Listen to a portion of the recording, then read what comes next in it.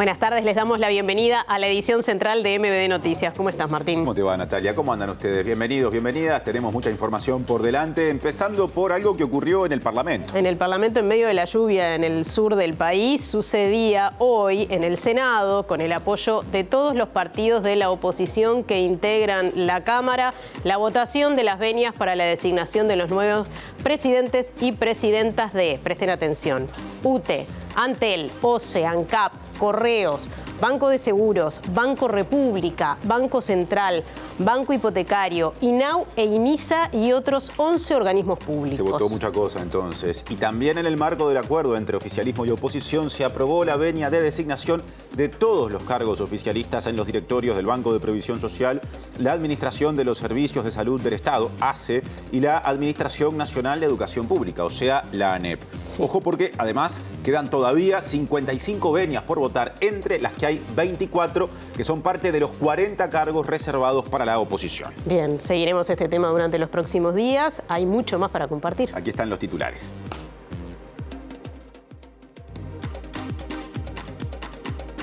Wilder Tyler renunció a su puesto como director en la Institución Nacional de Derechos Humanos y Defensoría del Pueblo por motivos personales. La Asociación Madres y Familiares de Uruguayos Detenidos Desaparecidos confirmó a MBD Noticias que propondrá a Mariana Mota como su reemplazo. La exfiscal Gabriela Fossati, actual integrante del Partido Colorado, cuestionó a la fiscal Estela Alciaturi, a la que atribuyó intencionalidad política por la imputación contra Guillermo Besossi. El presidente de la Cámara de Comercio, Julio César Listido, se refirió al llamado efecto Temu, que generó el segundo mes de más compras web al exterior y preocupa al comercio en Uruguay. La Cámara de la Construcción le planteará al Zunca y al gobierno la posibilidad de generar puestos de trabajo en la industria para personas en situación de calle, según anunció el presidente de la gremial empresarial, Alejandro Ruibal. La Junta Departamental de Maldonado aprobó en una sesión extraordinaria el pedido para que la zona de Punta Ballena y las cercanías a la sierra sean declaradas como área natural protegida. Los bombardeos israelíes contra la Franja de Gaza mataron esta madrugada a al menos 4 altos cargos del gobierno de Hamás.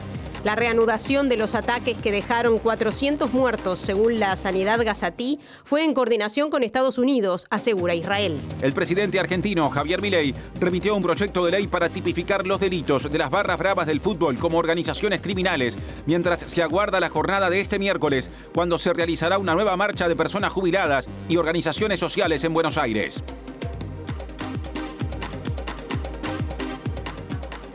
Este noticiero se puede ver en la pantalla tradicional de TV Ciudad y también, por ejemplo, mediante sus dispositivos en la web del canal tvciudad.ui, también en el canal de YouTube de TV Ciudad, y se puede escuchar mediante Uniradio 107.7 de FM en Montevideo y cercanías, radio de la UDELAR, que se escucha también por la web en uniradio.edu.ui. Sigue Natalia para presentar los adelantos desde nuestros móviles. Sí, Martín, y recordamos en estos días los 5 años que se cumplen del inicio de la pandemia y seguimos repasando algo que nos dejó. Vamos con Diego Martini, que nos habla en este caso de ollas populares. Natalia, Martín, ¿qué tal? Buenas tardes para todas y todas. Así es, el 13 de marzo del año 2020 comenzaba formalmente la emergencia sanitaria por la pandemia de COVID-19 en nuestro país y unos días después comenzaron a funcionar algunas ollas y merenderos populares ante la incertidumbre que había por la crisis económica que se empezaba a vivir ante los recortes en algunos trabajos y gente que perdía la posibilidad de tener comida, y organizaciones sociales de la sociedad civil justamente empezaron a atender esa necesidad y se cumplen 5 años y muchas de esas ollas todavía continúan funcionando.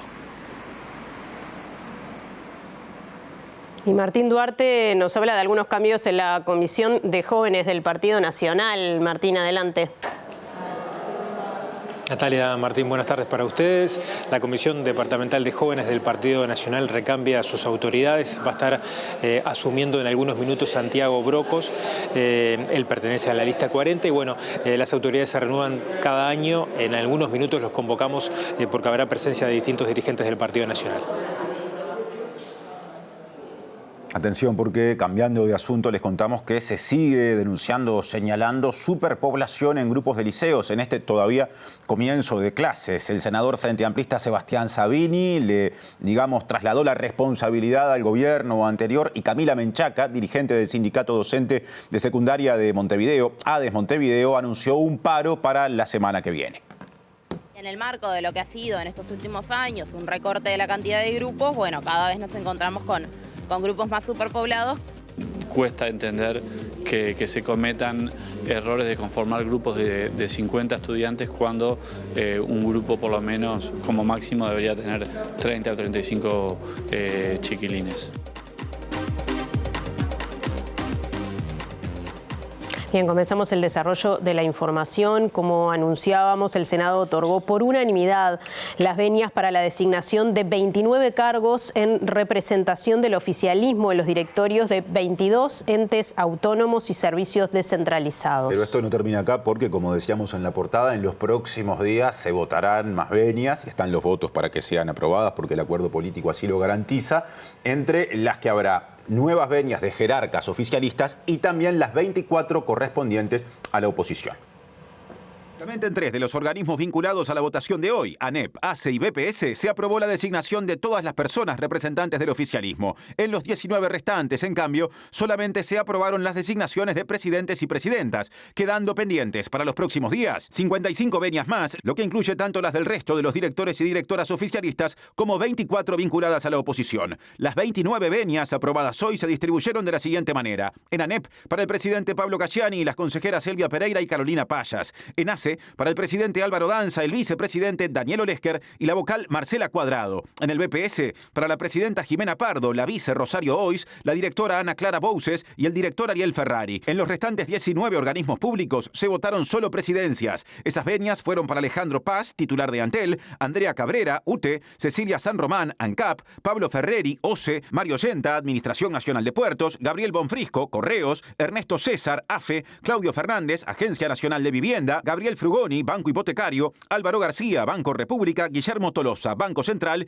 y Marcos Otegui, Banco de Seguros. Las restantes venias aprobadas fueron las de la presidenta del INAU, Claudia Romero, del INISA, Jaime Saavedra, de INUMET, Madeleine Renom, del Instituto Nacional de Colonización, Eduardo Viera, de la Corporación Nacional para el Desarrollo, Mario Piacenza, de la Unidad Reguladora de Servicios de Comunicaciones, Gonzalo Balseiro, y de la Unidad Reguladora de Servicios de Energía y Agua, Andrés Cardoso. Dentro de las 55 venias pendientes, hay para varios organismos ya mencionados y también para la Universidad Tecnológica del Uruguay, la Junta de Transparencia y Ética Pública y la Secretaría de Inteligencia Estratégica del Estado.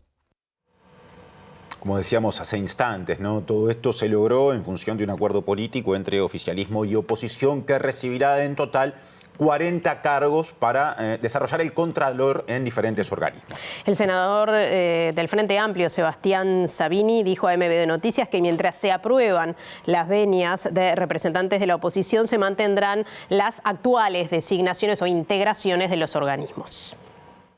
La semana pasada le planteamos a la oposición la necesidad de instalar por lo menos las presidencias, más allá de, la negociación que se está llevando adelante de cómo la oposición va a controlar al Poder Ejecutivo, porque aquí lo que estamos discutiendo es de qué forma la actual oposición va a integrar los entes autónomos, los servicios descentralizados y también, por supuesto que las empresas públicas.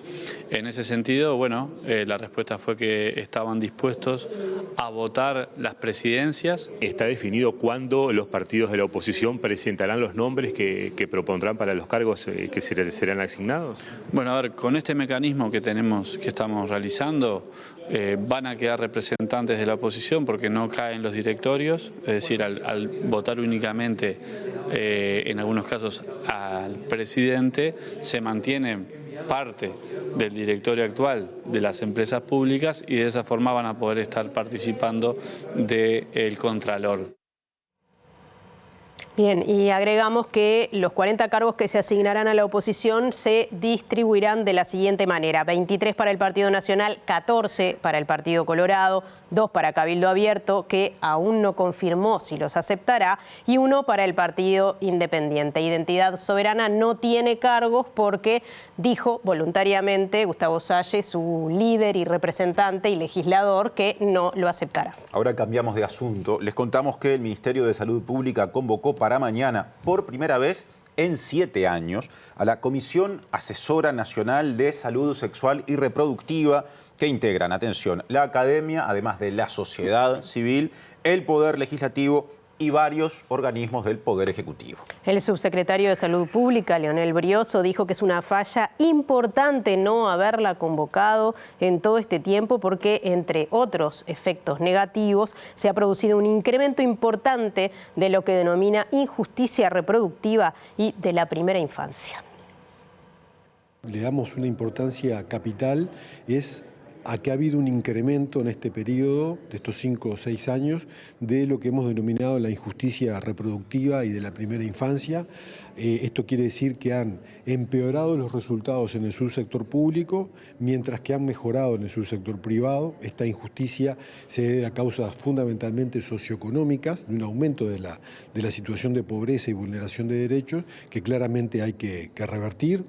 También vinculado con esto, tenemos que poner en agenda muchos temas que hacen a la salud de la mujer a lo largo de todo su ciclo de vida, de afecciones que hoy todavía no están planteadas dentro del sistema.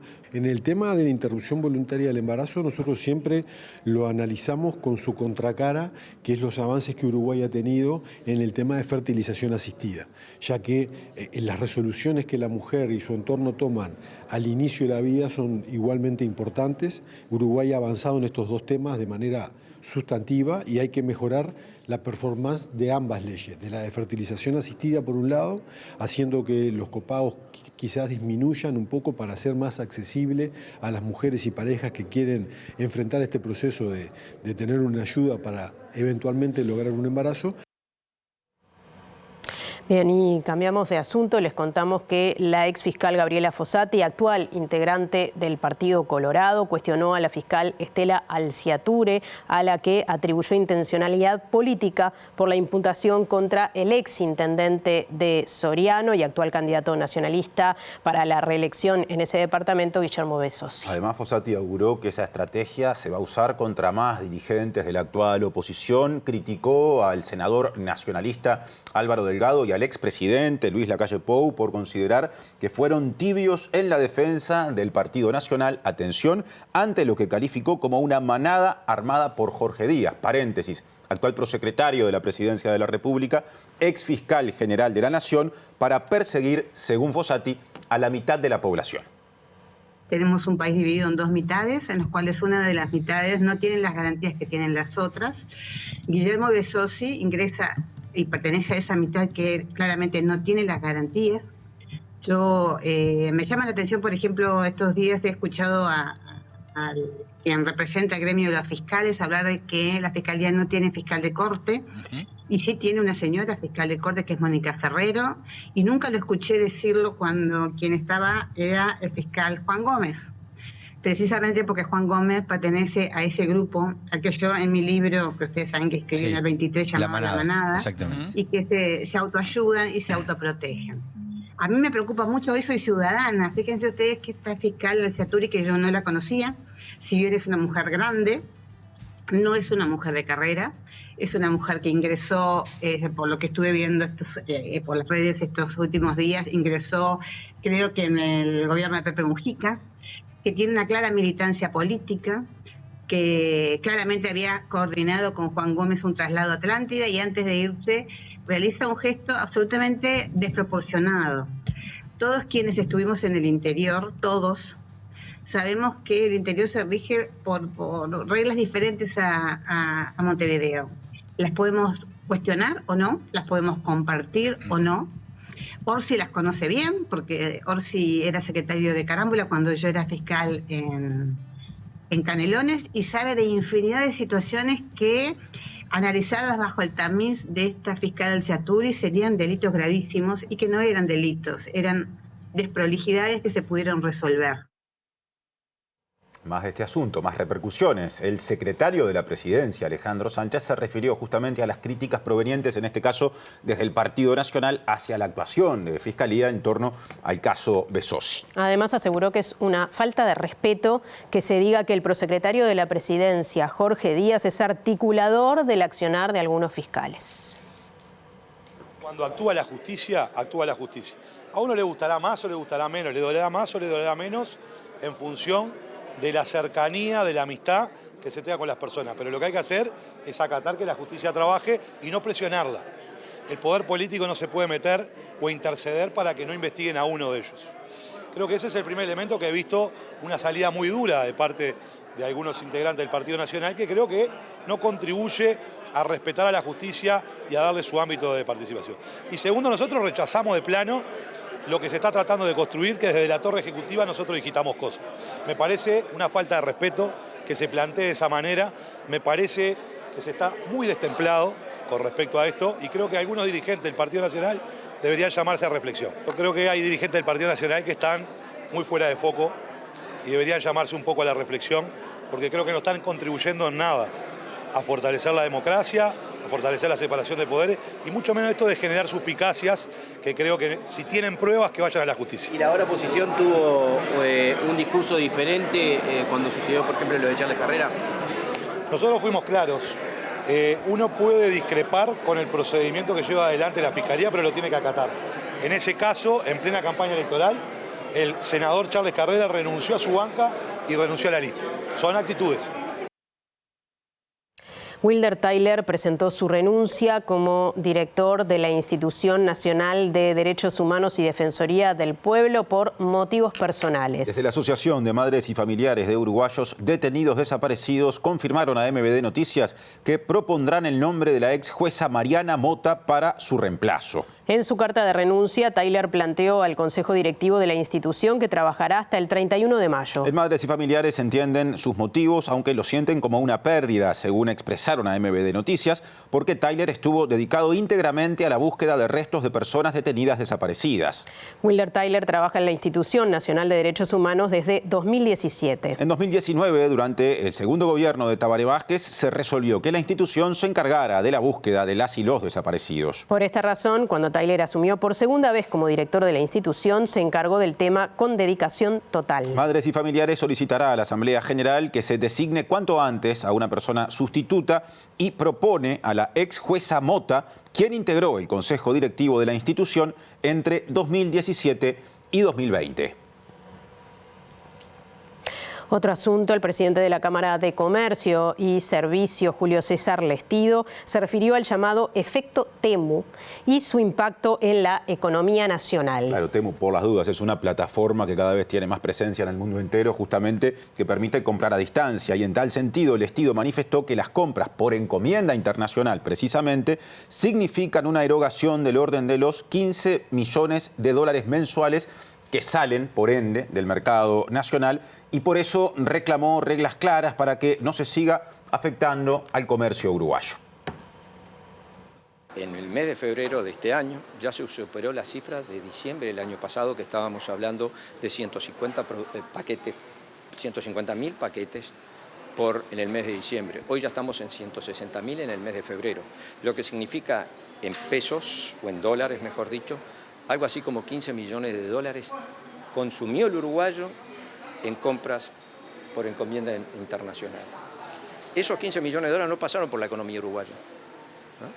Pero si eso lo extrapolamos a todo el año, estamos hablando de 180 millones de dólares que el comerciante no los va a ver, afecta al comercio, la actividad empresarial, afecta al empleo y afecta a la recaudación. Nosotros somos liberales. Prohibir no es una buena palabra para nosotros, ¿no? No queremos ir contra el consumidor, ni mucho menos, pero lo tenemos que buscar caminos que podamos defender y que el comerciante pueda competir en algo justo, ¿ah? Con reglas claras, porque si no vamos a tener un problema en una economía pequeña, sí nos va a seguir afectando seriamente el comercio. Es un tema que en los últimos tiempos nos está afectando al comercio, sin duda. Otro de los puntos Cambiamos de asunto, aunque seguimos repasando voces que surgen desde gremiales empresariales, porque el presidente de la Cámara de la Construcción, Alejandro Ruibal, presentó una idea que surge justamente desde esa Cámara empresarial, consistente en emplear en el rubro de la construcción a personas en situación de calle, y dijo que la presentará tanto al Zunca, al sindicato del ramo, como al gobierno. Ruibal disertó este martes en el almuerzo mensual de la Asociación de Dirigentes de Marketing, y en ese marco se preguntó si, como sociedad, vamos a seguir mirando para el costado con respecto al fenómeno social de las personas en situación de calle. Me parece que podemos utilizar algo de eso para hacer algún plan bien enfocado a las personas en situación de calle. En el fondo, para no naturalizar algo que a todos nos duele cuando caminamos por la calle, ¿no? Y que me parece que tendríamos que poder hacer algo.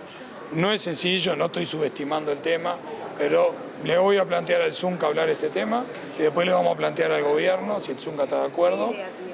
La idea es de buscar de qué manera le podríamos dar a esas personas. Alojamiento creo que no es lo más difícil a darle.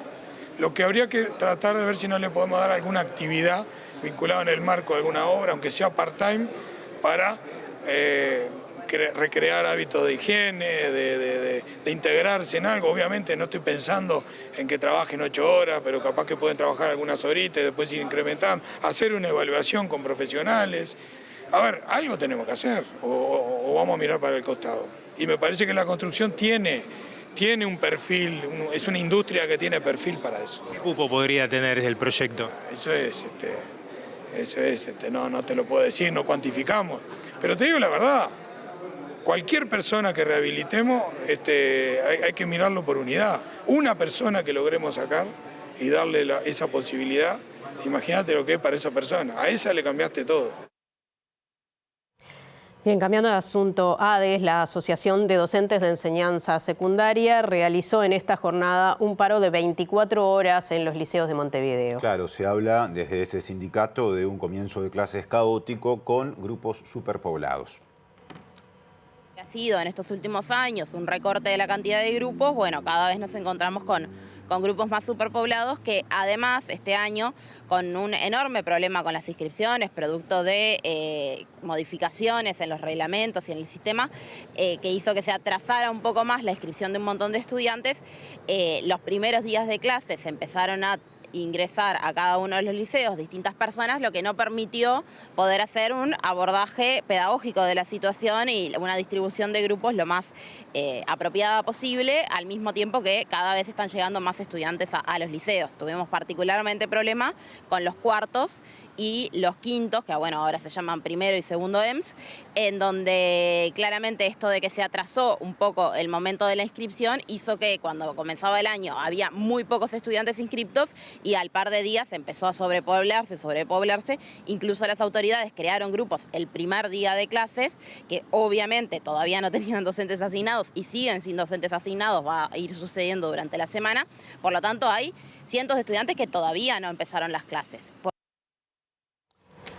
Y en el Frente Amplio también se habla de haber recibido denuncias de grupos superpoblados, un poco en línea con esto que se plantea desde la órbita sindical. Así lo dijo el senador Frente Amplista Sebastián Sabini. El legislador aseguró que estas situaciones se deben a errores de gestión que, a su juicio, cuesta entender cómo se cometen, así, entre comillas, por el impacto que tienen en el derecho a la educación. Hemos recibido la denuncia de las familias, del propio sindicato, donde nos plantean temáticas que tienen que ver con la conformación de los grupos, con la superpoblación que tienen muchos de estos grupos, con cambios que se hicieron, si recuerdan, a fines de año pasado se había dado todo un debate en torno, por ejemplo, al Liceo Ivo, a los cuartos del Liceo Bauzá. Bueno, esto explotó en estos días, lamentablemente, son decisiones que a veces cuestan entender cómo, se cometen ese tipo de errores de gestión que terminan impactando en el derecho a la educación de los chiquilines. Así que, evidentemente que va a ser parte del trabajo que van a tener las nuevas autoridades en estos días, que es reordenar cuestiones que realmente cuesta entender que se cometan errores de conformar grupos de 50 estudiantes cuando un grupo por lo menos como máximo debería tener 30 o 35 chiquilines. Presenta Antel, con su plan Fibra Entretenimiento Estándar que incluye Disney+. Ahora móvil, vamos a la Ciudad Vieja, actividad de la Juventud del Partido Nacional con presencia de dirigencia a la que conocemos desde hace años. Martín Duarte. Gracias, Martín. Estamos con el senador Carlos Cami. A minutos lo que va a ser este recambio de autoridades jóvenes justamente de la departamental de Montevideo. Bueno, Carlos, ¿qué significa este recambio, ¿no? La presencia de la juventud también a la hora de la militancia en esta actividad que va a asumir justamente un joven de la lista 40, ¿no? Sí, muy importante. El Partido Nacional hace unos años, como es sabido, tiene una elección de jóvenes que primero es un hito muy importante porque significa una participación de miles de jóvenes de todo el país y que tiene también importancia mayor aún porque termina con jóvenes que integran el propio directorio del Partido Nacional en representación precisamente de lo que los propios jóvenes eligen. Pasan a decidir en las instancias más importantes del partido. En este caso estamos en el recambio de autoridades del ámbito de mayor jerarquía que tiene la organización juvenil del partido en Montevideo, la Comisión Departamental de Jóvenes de la capital del país, y hemos venido en este marco de tantos jóvenes a celebrar con ellos, a acompañarlos y a saludar al futuro presidente, a las próximas autoridades que asumen hoy la nueva responsabilidad. Senador, una jornada muy intensa en el Palacio Legislativo a propósito de la aprobación de veñas y también, bueno, de esta calidad y cantidad de cargos. ¿Hay conformidad en torno a la resolución y el acuerdo con el Ejecutivo? ¿Y cuándo van a presentar los nombres a propósito de cómo va a quedar repartido justamente la asignación dentro de los integrantes de la coalición? Una jornada muy larga en el Senado de más de 7 horas de sesión que fue para votar todas las veñas correspondientes a los presidentes de entes autónomos y servicios descentralizados, naturalmente representantes del gobierno, salvo ACE y la educación, el CODICEN, que se ha votado con la conformación total. En estos organismos no hay representación definida de la oposición y por tanto se acompañaron todas las propuestas por unanimidad en el Senado del gobierno. En el día de ayer la oposición, los partidos de la oposición hemos aceptado la propuesta para participar en, no solamente diría que en el Contralor, sino también en la propuesta a través de integrantes de la oposición en los distintos cargos de la administración, las empresas públicas, los entes autónomos, los servicios descentralizados, las comisiones binacionales, y hoy mismo comenzamos a trabajar entre los partidos para ver cuáles son, en función de los lugares en cuales cada partido ocupa una responsabilidad, los perfiles para quienes van a tener esa tarea. ¿Cómo tienen previsto presentar los nombres? Bueno, no quiero adelantar fecha, va a ser rápido, toda la voluntad es que queden definitivamente organizadas todas las instancias de gobierno y de participación en ello de la oposición. Ojalá pueda ser la próxima semana. Hago la última, mientras suena el himno de fondo, pero bueno, ¿cómo está siguiendo toda esta discusión que se ha entablado entre algunos dirigentes del Partido Nacional, cuestionando el accionar de la Fiscalía en particular, poniendo el foco también algunos en el prosecretario Jorge Díaz en torno a la manipulación de fiscales a la hora del tratamiento que viene teniendo el tema de Besossi en Soriano? El directorio del Partido Nacional, por unanimidad, fue muy claro en 4 aspectos bien concretos. Primero, el respaldo a la trayectoria pública, a la trayectoria personal del exintendente Guillermo Besossi. También el respaldo a la candidatura a la intendencia de Soriano por 4ª vez de Besossi. La preocupación por posibles desvíos en el procedimiento que se ha llevado adelante en las últimas horas en este tema y también la definición que esperamos en el marco de la justicia porque Besossi es inocente, lo que ha habido es una acusación primaria en este marco de una fiscal y hasta que no haya condena es inocente plenamente, por tanto el pleno respaldo a Guillermo Besossi. Hoy el secretario Alejandro Sánchez dijo que hay, haciendo referencia a este tema, dijo que hay dirigentes del Partido Nacional que están fuera de foco y deberían llamarse a la reflexión porque no aportan a la democracia. ¿Cómo se reciben estas valoraciones? Y tiene que decir de quién habla, no se puede tirar al vuelo. Gracias. Bueno, compañeros, por allí, mientras comienza la actividad aquí en el Partido Nacional, la palabra del senador Carlos Cami, refiriéndose a distintos temas. Presenta Asociación de Funcionarios Portuarios. Hacete socio y accederás a beneficios exclusivos como colonia de vacaciones, préstamos, servicios de la salud, tienda online con precios exclusivos y mucho más. Y nos quedamos en la Ciudad Vieja porque a pocas cuadras de la sede nacionalista, pero por otro tema, está Diego Martini en el otro móvil de hoy de MBD Noticias. Adelante, Diego. Así es, compañeros, nos encontramos en el merendero cooperativo Las Bóvedas, justamente acá atrás de donde están las históricas bóvedas de la ciudad. Y vamos a hablar de esto que mencionábamos anteriormente, los 5 años de la pandemia, pero también los 5 años del surgimiento de ollas y merenderos populares que surgieron de organizaciones sociales y de la sociedad para dar una necesidad que tenían los distintos barrios de que la gente no tenía para comer. Y para hablar de esto estamos con Néstor Episcopo, que de acá de este merendero, pero que también forma parte de la Coordinadora de Ollas al Sur. Néstor, gracias por estos minutos. ¿Qué recordás del inicio de las ollas en aquel 2020? Bueno, muchas gracias por venir a visitarnos. Mira, cuando empieza la pandemia, empieza la incertidumbre, la preocupación por no saber qué podía pasar, y aparece enseguida la situación de mucha gente que se queda sin muchas posibilidades de atender sus necesidades alimentarias. A partir de ahí, en la Ciudad Vieja, en el municipio B, se empiezan a organizar ollas y merenderos.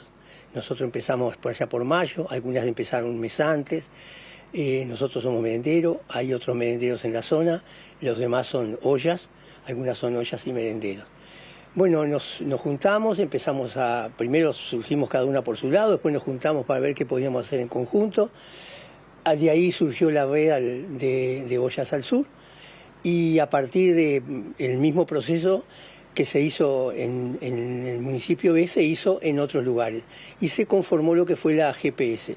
La CPS es la coordinadora de ollas por la vida digna. A partir de eso seguimos trabajando a pulmón con el apoyo de vecinos, de sindicatos, de organizaciones sociales que nos dieron una mano muy grande, porque en aquellos primeros meses era un poco tierra de nadie. Fue tan sorpresivo lo que estaba pasando que nadie a nivel institucional reaccionaba. Entonces, bueno, un poco la espalda la pusimos quienes trabajamos con estas cosas, con las ollas, con los merenderos. Sobre fin de año se empieza a hacer se hizo un principio de acuerdo con el INTA, y ahí se empezó a recibir algún apoyo, que duró muy poco porque después vino el tema de la relación con el MIDE, que fue una relación bastante conflictiva, donde además no tuvimos una buena acogida, donde en algún momento además, yo te diría, denuncia. Hubo una denuncia que todavía sigue. Esperemos que este nuevo Mides, que se supone que va a cambiar su orientación, la retire, porque hay que retirarla, si no queda que todavía estamos emplazados. Y el tema es que, bueno, seguimos organizándonos y buscando la forma de solventar y resolver un problema que ya no es solo de la comida.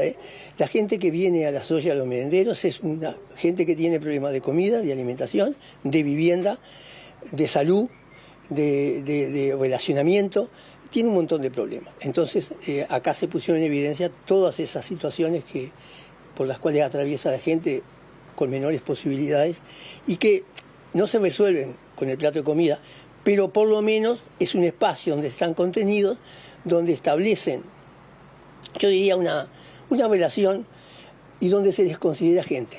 Yo creo que lo más importante es que en estos lugares ellos sienten que son gente, son alguien, porque si no son nadie, si no son un número, son una estadística.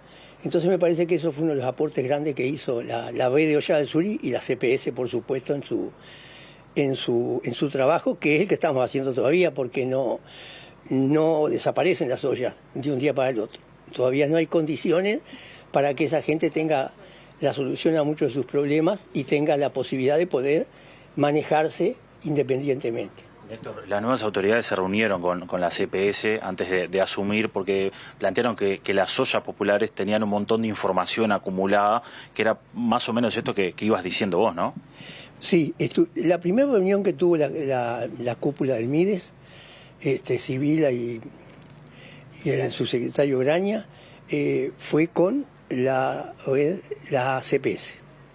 Vinieron charlamos, conversamos, se presentaron, les planteamos un poco cuál había sido nuestra situación, contamos un poco esto, con algún detalle más, y ellos nos manifestaron que primero habían querido venir a hablar con nosotros porque entendían que nosotros merecíamos una respuesta y una postura clara del Ministerio de que las cosas van a cambiar, de que el Ministerio hoy va a tener puesta la mirada en la gente más desfavorecida, en la gente con más dificultades, y que la CPS va a ser un interlocutor importante para ir ayudando a transitar ese camino. Gracias, Néstor. Bueno, gracias a ustedes por habernos visitado. Volvemos a estudios, compañeros, y como anunciábamos, las OCEs y merenderos siguen funcionando y a través de su página de Instagram, sobre todo, se pueden seguir contactando para quienes quieran colaborar, puedan hacerlo. Presentó Antel con su plan Fibra Entretenimiento Estándar que incluye Disney+.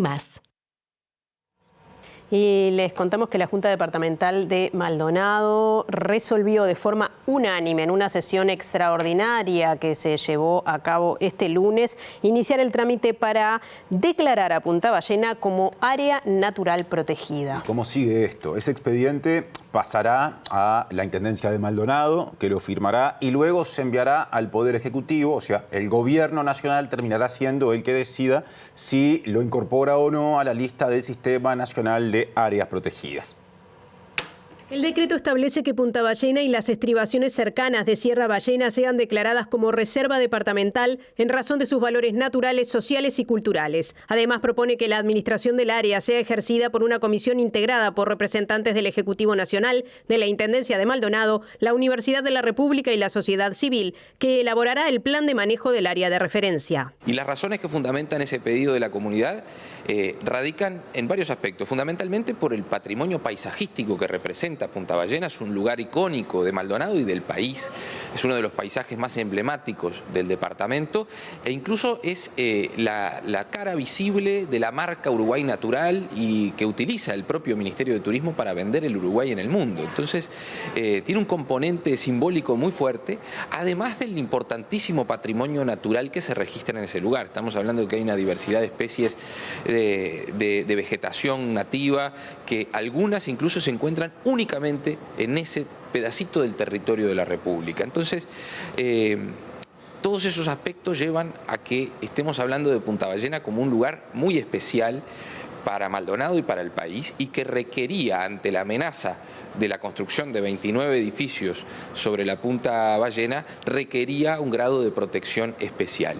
Y más de 34.000 vecinas y vecinos de Maldonado presentaron esta iniciativa popular. Es un hito histórico, teniendo en cuenta de que nunca en el departamento de Maldonado se había logrado impulsar este tipo de mecanismo. Presenta Mercado Agrícola de Montevideo, en el corazón de un barrio donde late la ciudad. Mercado de Historias. Mercado de Historia.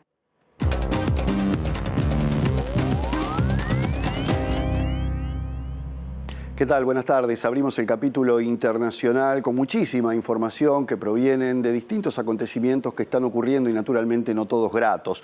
Lo primero que tenemos que decir es que hoy se produjo la tan anunciada y mentada conversación telefónica entre el líder ruso Vladimir Putin y Donald Trump. No acordaron demasiado, pero por lo menos el presidente ruso se comprometió a suspender los bombardeos tanto a infraestructuras estratégicas como de energía en Ucrania, a cuenta de seguir negociando para más adelante y lograr en principio una tregua de 30 días entre ambos contendientes, que por ahora está bastante lejos. Dijo el presidente de Estados Unidos que fue una reunión muy productiva y que la solución estaría encaminada sin dar mayores detalles, pero por lo pronto se aguardaba una respuesta de Rusia luego de haber aceptado una parte de lo propuesto por Estados Unidos en la reunión que se llevó a cabo en Arabia Saudita, en la ciudad de Jeddah, entre los representantes de Estados Unidos y del gobierno ucraniano. Habrá que aguardar qué ocurre con todo esto. Lo otro es que lamentablemente vuelve a recrudecer la guerra en Oriente Medio, y esto tiene que ver con el ataque que llevó a cabo en las últimas horas Israel en forma unilateral, que ha dejado dejado por el momento más de 400 muertos, más de 500 heridos y vuelve a someter al pueblo palestino que está en Gaza a una situación realmente increíble. Y esto tiene que ver con lo que Israel interpreta como mala voluntad de Hamás a la hora de cumplir con la liberación de rehenes. Hamás, por su parte, argumenta que toda esa etapa estaba considerada, o mejor dicho, todo esto estaba considerado para una segunda etapa a la que todavía no se había llegado. Sin embargo, Israel atacó en las últimas horas, previamente informó a Estados Unidos y, según dijeron algunas fuentes, estuvo coordinado ese ataque junto a Estados Unidos, que vuelve a poner a la guerra en un primer plano. Veremos qué queda de todo esto y qué es lo que va a pasar a posteriori, aunque todo hace pensar que lamentablemente la situación de guerra y de desgaste vuelve nuevamente al enclave palestino. Por otra parte, en las últimas horas se ha dado una situación de represión de los manifestantes en Jerusalén. Estamos hablando de los familiares de los rehenes que interpretan que la actitud del gobierno de Israel no hace otra cosa que condenar a muerte a quienes todavía están secuestrados en la franja de Gaza. Una situación muy conflictiva que vuelve a tomar cuerpo a partir de este ataque y que seguramente va a tener derivaciones, no todas buenas. Recordemos además que paralelamente Estados Unidos estuvo bombardeando a los hutíes del Yemen, que no solamente han atacado un portaaviones de Estados Unidos, sino que han atacado también infraestructuras de Israel con misiles en respuesta a esos ataques y en apoyo a Hamás.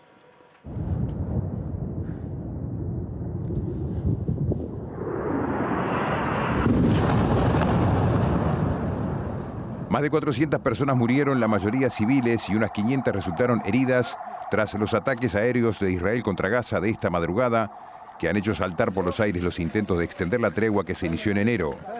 El ministro de Defensa, Israel Katz, advirtió que su ejército intensificará los ataques en Gaza si Hamás no libera a todos los rehenes de inmediato, aunque según los términos de la tregua que estaba vigente, los secuestrados restantes deberían ser liberados durante la segunda fase del alto al fuego y no antes, por lo que Hamás acusa a Israel de violar el acuerdo.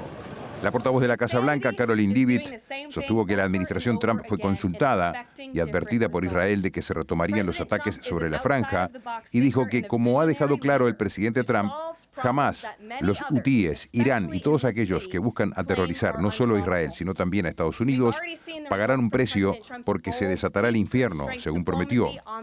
El secretario general de Naciones Unidas, Antonio Guterres, se mostró consternado por los bombardeos e hizo un fuerte llamamiento para que se respete el alto al fuego, mientras que el alto comisionado del Organismo para los Derechos Humanos, Volker Turk, mostró su rechazo a los ataques y aseguró que el regreso a la fuerza militar por parte de Israel aumentará la miseria de una población palestina que ya vivía en condiciones catastróficas.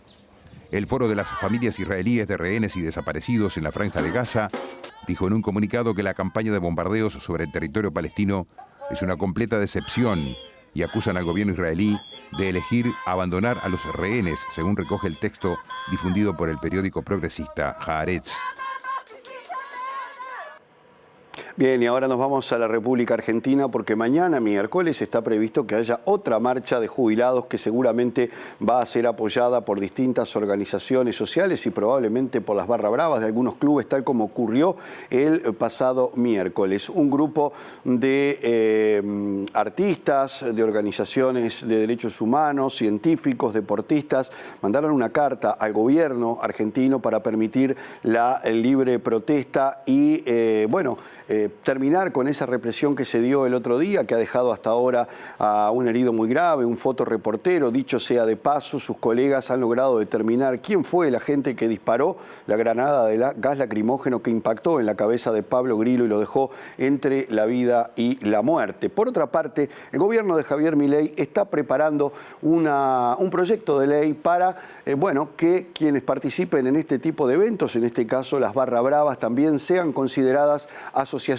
criminales. Todo esto en un contexto de muchísima tensión y donde se aguarda que mañana, lamentablemente, se vuelvan a repetir muchas de las escenas que estuvimos viendo el miércoles pasado, porque se anuncia que el operativo de seguridad va a ser tan grande como la manifestación que se está preparando. Es una ley que lo que hace es encuadrar a las barras y tipifica los delitos de estas barras bravas. Y lo hace en un tipo de asociación ilícita especial, una organización criminal.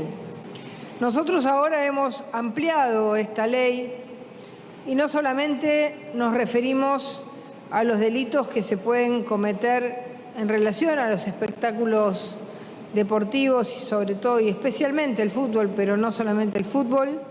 La iniciativa declara a las barra bravas como un tipo especial de asociación ilícita, establece la responsabilidad de los dirigentes de los clubes en la actuación de estos grupos y determina fuertes sanciones a cualquier tipo de violencia.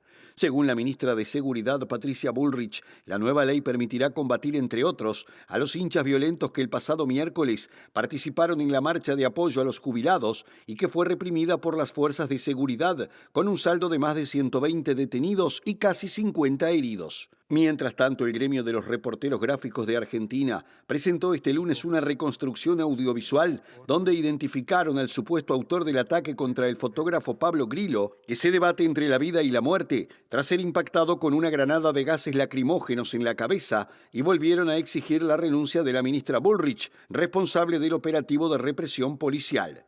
En otro orden, políticos de diferentes espacios, artistas, organismos de derechos humanos, científicos, escritores y periodistas, entre otros, firmaron un petitorio para exigirle al gobierno nacional y al gobierno de la ciudad que garanticen la libertad de manifestación en la nueva marcha de jubilados que se realizará este miércoles 19 de marzo. Presentó Mercado Agrícola de Montevideo, en el corazón de un barrio donde late la ciudad. Mercado de Historias. Mercado de Historia. Salimos de los estudios de TV Ciudad Diego Martini, Universidad Católica del Uruguay, actividad académica, pero con autoridades. Sí, así es, compañeros. Una Universidad Católica Damaso Antonio Larrañaga que celebra sus 40 años y en este caso lo hace en la nueva sede que está enfrente a la vieja sede de 8 de octubre, casi Garibaldi. En este caso a un edificio nuevo que está enfrente y ahí vemos que en primera fila está el presidente de la República, Yamandu Orsi, acompañado por la vicepresidenta Carolina Cose, está también Daniel Sturla, están también los dos expresidentes de la República, Julio María Sanguinetti y la calle Herrera, está el ministro de Trabajo, Juan Castillo, y está la ministra de Industria, Fernanda Cardona, también está el ex ministro de Salud, hablamos de Daniel Salinas. Recordemos además que Yamandu Orsi es docente de historia, no vino a esta casa de estudios, él estudió en el Instituto de Profesores Artigas, pero destacan desde la universidad los diversos puntos de contacto de comunicación que tuvo en su época de trabajador de la historia, de profesor de historia, el profesor Yamandu Orsi, con algunos docentes de aquí, y así que se celebra entonces este aniversario de esta universidad, sí, con varios integrantes del gobierno actual que pasaron por esta casa de estudios, así que escuchamos parte de lo que es la voz de quien está haciendo la presentación ahora. Y eso enriquece al país. Y también es innovación. Y yo lo dije hace 3 años cuando inauguramos el edificio Semprún, hablando del padre Semprún, que era un hombre enormemente innovador, que apenas llegó acá y le hicieron cargo vino de España y le hicieron cargo del Instituto de Filosofía, Ciencias y Letras y le dijeron, esto hay que ver cómo se... Bueno, muy bien, agradecemos a Diego y al equipo. Tendremos, algunas declaraciones cuando culmine esta actividad que compartiremos en las próximas ediciones. Y ahora, como siempre a esta altura, presentamos el pronóstico del tiempo elaborado por Inumet para tener justamente un panorama de lo que debemos esperar en materia meteorológica para las próximas 48 horas. En capital y cercanías, Montevideo y área metropolitana. Mañana, miércoles 19 de marzo, por la mañana, cielo algo nuboso y nuboso con neblinas, dice Inumet. Y por la tarde y la noche, claro y algo nuboso con periodos de nuboso. Temperaturas extremas pronosticadas, mínima 17 grados, máxima 27. Y para el jueves 20 de marzo tampoco están pronosticadas lluvias, estará claro y algo nuboso, y claro y algo nuboso con periodos de nuboso en la tarde. La temperatura mínima será de 15 grados y la máxima de 29. Y hasta aquí llegamos con la información. Ya viene el lado B a la pantalla de TV Ciudad. Y el reencuentro con las noticias será mañana, como todos los días, a las 8, a las 13 y a las 18:55. Gracias por estar y que pasen bien. Que pasen bien.